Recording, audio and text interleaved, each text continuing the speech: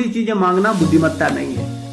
इसलिए जो बुद्धिमान व्यक्ति है वो भगवान से केवल भगवान को मांगता है, भगवान से संसार नहीं मांगता। लेकिन जो कम बुद्धिमान लोग हैं वो भगवान के पास जाकर के संसार मांगते हैं, है ना। आप सब जाते हो भगवान के पास, कभी भगवान से भगवान को मांगा है?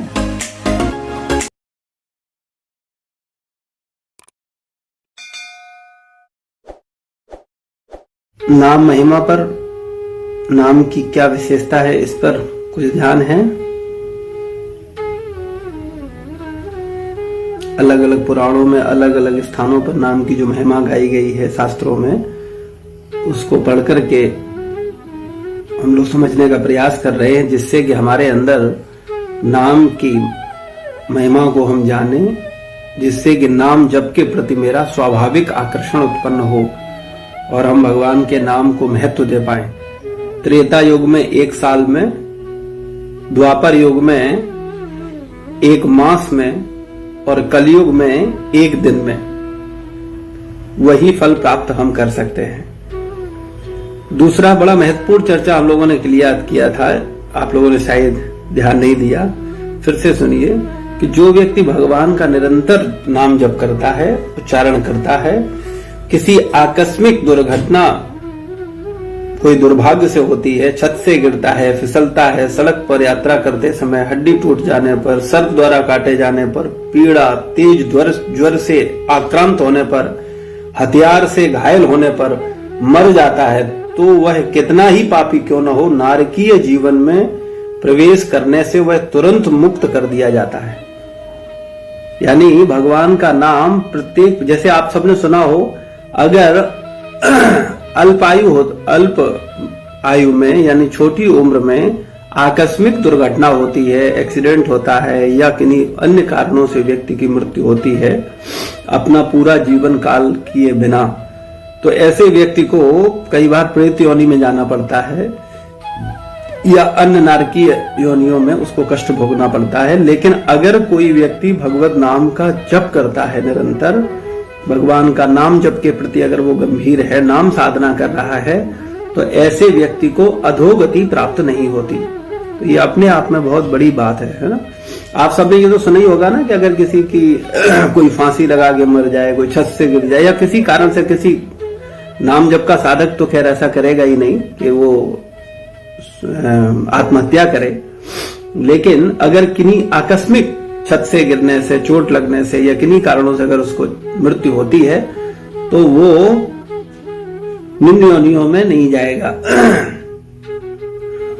उसको निश्चित रूप से भगवान के नाम जप के प्रभाव के कारण उसको सद्गति प्राप्त होगी। उसको पुनः मौका मिलेगा कि वो अपनी साधना पूरी करके और भगवत धाम वापस जा सके, अपने आत्मा की यात्रा को पूरा कर सके, अपने लक्ष्य तक पहुंचा सके। क्योंकि नाम जप परम लाभ है। संसार में जितने लाभ हैं, हम सब लाभ के लिए ही कार्य करते हैं। कोई पद का लाभ चाहता है, कोई धन का लाभ चाहता है, कोई प्रतिष्ठा का लाभ चाहता है, कोई संसार के विभिन्न विषय भोगों को प्राप्त करने का जो लाभ चाहता है। लेकिन जितने भी लाभ हैं, कोई लाभ है, कोई महान लाभ है, लेकिन परम लाभ भगवत नाम है। भगवान का नाम जो है वो परम लाभ है, सबसे श्रेष्ठ है।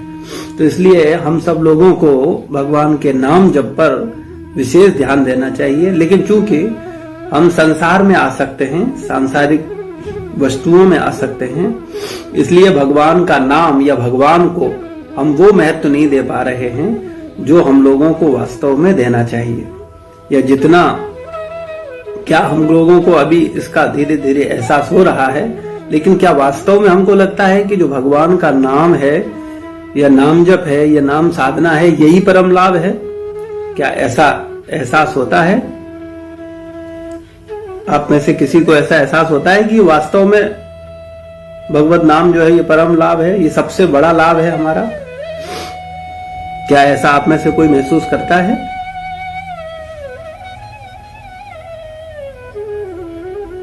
अभी हमारे अंदर ये फीलिंग नहीं आ रही है ना?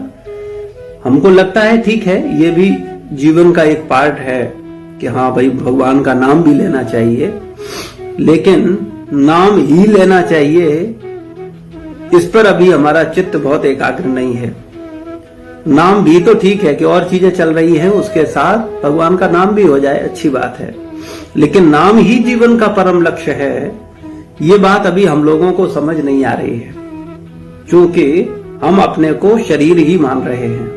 और वास्तविक जो हमारी पहचान है कि हम शरीर नहीं, हम आत्मा हैं, हम हमेशा से हैं, हमेशा रहेंगे, तो हमारा जो असली लाभ है उस पर हम अपने ध्यान को केंद्रित नहीं कर पा रहे हैं, क्योंकि ये शरीर हमेशा से न तो है और न हमेशा रहेगा, लेकिन हम हमेशा से हैं और हमेशा रहेंगे। तो चूंकि हम हमेशा से हैं, हमेशा रहेंगे, इसलिए हम लोगों को ये समझना बहुत आवश्यक है, फिर हमारे पास ऐसा लाभ होना चाहिए जो कि हमेशा से हो और हमेशा रहे। ये संसार का लाभ तो जब तक है जब तक हमारा शरीर है, शरीर छोड़ते ही संसार के सारे लाभ, संसार का सारा स्वामित्व तुरंत खत्म हो जाएगा। लेकिन भगवान का नाम चूंकि भगवान से अभिन्न है, इसलिए भगवान भी हमेशा से हैं, हमेशा रहेंगे, और हम चूंकि शरीर नहीं आत्मा है, इसलिए हम भी हमेशा से हैं और हमेशा रहेंगे। तो हमेशा से हैं और हमेशा रहने वाले व्यक्ति के लिए असली लाभ यही है कि जो लाभ हमेशा से हो और हमेशा रहे। इस संसार का जो लाभ है वो तो हमेशा से नहीं है, इस जीवन में ही आपको प्राप्त हुआ है। मान लो धन है, प्रॉपर्टी है, यश है, प्रतिष्ठा है, पद है, इस संसार में ही आपको पैदा हुए और आपके प्रारब्धवश, प्रयासवश जो आपको मिला है, और कुछ समय बाद जीते जी छूट जाता है।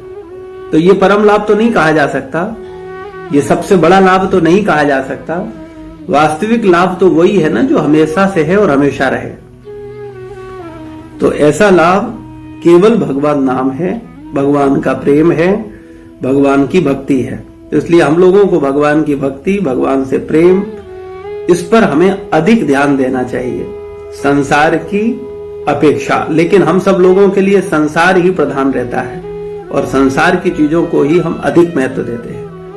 लेकिन एक बात ध्यान रखिए, संसार दुखमय है। जितना संसार होगा, जितनी संसार की चीजें आपके पास होंगी, उतने ही आप दिन प्रतिदिन और दुखी होते चले जाएंगे।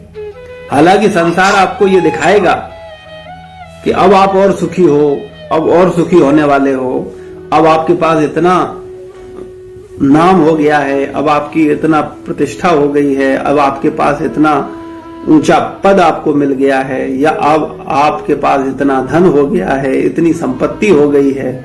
लेकिन वास्तविकता में ये सारी की सारी चीजें अगर भगवान से नहीं जुड़ी हैं तो निश्चित रूप से ये अभिशाप है, और ये सारी की सारी चीजें आपको दिन प्रतिदिन और अधिक उलझने, परेशानियां और कष्ट में डालेंगी। और इसका अनुभव प्रत्येक बुद्धिमान व्यक्ति स्वयं में थोड़ा सा मनन करके समझ सकता है। लेकिन भगवान की भक्ति ये परम लाभ है, भगवत नाम ये परम लाभ है। लेकिन ये परम लाभ हमारे कहने से आपको समझ नहीं आएगा। जब आप इस परम लाभ को लोगे और उसका लाभ आप स्वयं उठाओगे, तब आपको समझ में आएगा। जैसे हम आपसे कहें कि भाई धनवान होने में संसार का सारा सुख मिलता है, और धन होने से हम ऐसा कर सकते हैं, ऐसा कर सकते हैं, ये कर सकते हैं, तो ठीक है, हमारे कहने से आपको प्रेरणा मिलेगी। लेकिन वास्तव में जब आपके पास धन होगा और उसका आप उपयोग करोगे, तब उसका सुख या दुख को समझ पाओगे। तो कहने का मतलब है, ऐसे ही भगवत नाम जब तक उसका हमें स्वयं रसास्वादन नहीं होगा, जब तक हमको स्वयं उसका सुख महसूस नहीं होगा, तब तक हम उसको जपने के लिए बहुत प्रेरित नहीं होंगे। तो इसलिए हमारा निवेदन है कि कृपया आप सब भगवत नाम के प्रति थोड़ा और गंभीरता से चिंतन करें, मनन करें।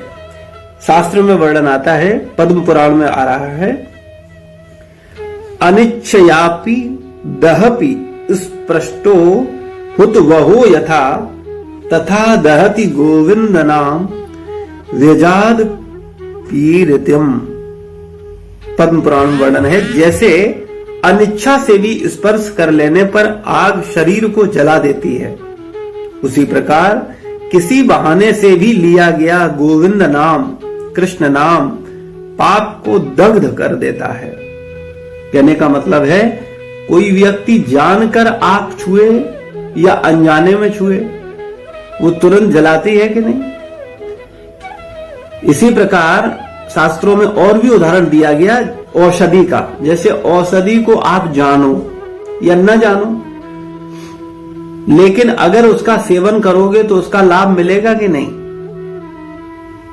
उसका लाभ आपको स्वाभाविक रूप से मिलेगा। इसी प्रकार भगवान का नाम, आप भगवान के नाम के महत्व को न जानो, उसको इतना महत्व न दो या उसको इतना न ध्यान करो, जप करो, लेकिन जो नाम है वास्तविकता में जब आप उसका सेवन करोगे तो उसका लाभ मिलेगा ही मिलेगा। जैसे आग को न जानते हुए जलाने पर अपना काम करती है, औषधि को न जानते हुए भी उसका सेवन करने से लाभ होता है।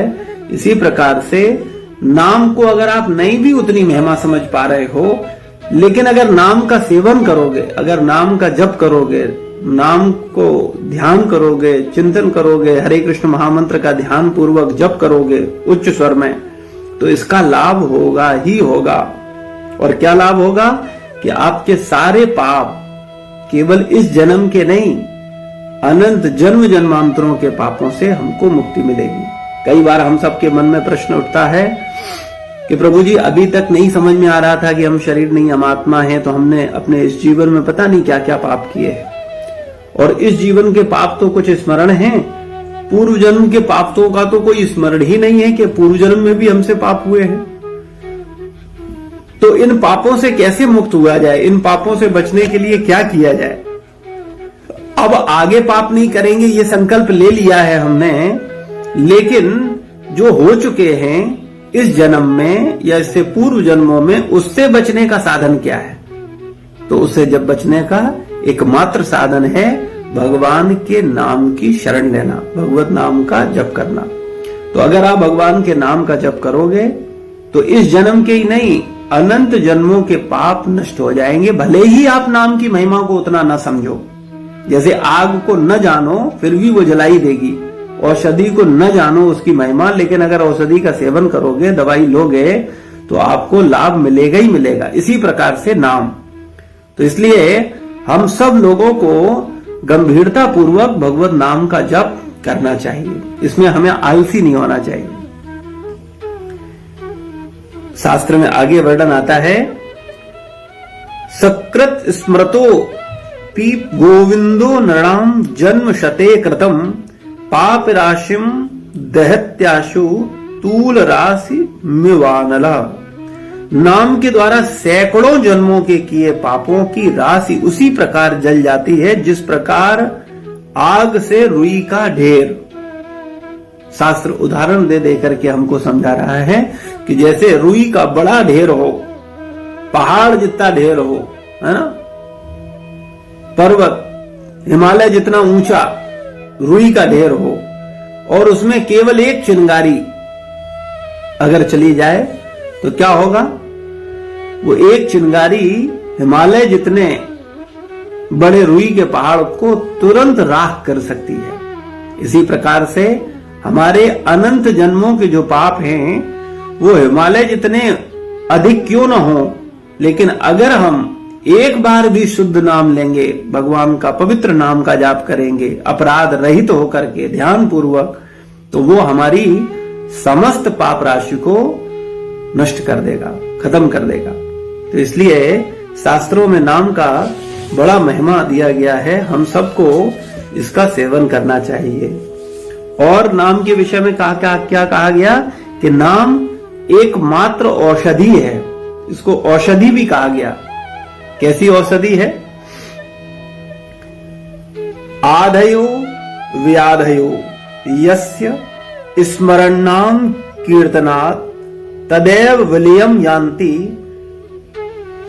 तम नंतम नमाम्यहम।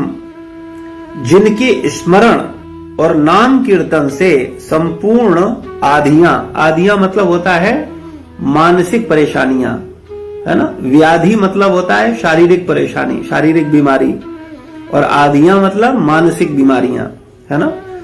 तो शारीरिक बीमारी को तो हम लोग जानते हैं, लेकिन मानसिक बीमारी पर हमारा ध्यान ही नहीं होता। मानसिक बीमारी का इलाज बहुत कम लोग लेते हैं। बीमार सब हैं, लेकिन उसके इलाज के लिए कोई सावधान नहीं है। शरीर में जरा सी प्रॉब्लम होगी तो तुरंत हम डॉक्टर के पास पहुंचते हैं और उससे इलाज लेकर के अपने शरीर को स्वस्थ रखना चाहते हैं। लेकिन मन में जो रोग है, मानसिक जो रोग है, उनके प्रति हम सावधान नहीं है। तो मानसिक रोगों का जो इलाज है, उसका एकमात्र साधन क्या है? भगवान का नाम जप। तो जिनके स्मरण और नाम कीर्तन से संपूर्ण आधियां, मानसिक चिंताएं और व्याधियां तत्काल नष्ट हो जाती हैं, उन भगवान अनंत को मैं नमस्कार करता हूं। तो ऐसा भगवान का जो नाम हमें मानसिक रोगों से मुक्ति दिलाता है, क्योंकि नाम जप करने से मन शुद्ध होता है, शांत होता है, पवित्र होता है। और मन के शांत होने पर, पवित्र होने पर तो भगवान का नाम जप हमारे जीवन में बहुत महत्वपूर्ण भूमिका निभाता है। अगर हम थोड़ा भी अपने मनुष्य जीवन को लेकर के गंभीर हैं, अगर हम ये जान पा रहे हैं कि हम शरीर नहीं, हम आत्मा हैं और हम हमेशा से हैं, हमेशा रहेंगे, तो हमारा जो परम लाभ है, उस परम लाभ के प्रति हम सब लोगों को थोड़ा सा गंभीर होना चाहिए और अपनी गंभीरता को बढ़ाना चाहिए। सब त्रुटियों की पूर्णता आती है भगवान के नाम जप से। देखिए, हम लोग जो जैसे कर्मकांड करते हैं, आप कोई यज्ञ करते हो, घर में पूजा करते हो या भगवान की वर्शिप करते हो, तो वर्तमान समय में प्रत्येक व्यक्ति अज्ञानी है, उसके शास्त्रों का कोई पूर्ण ज्ञान नहीं है।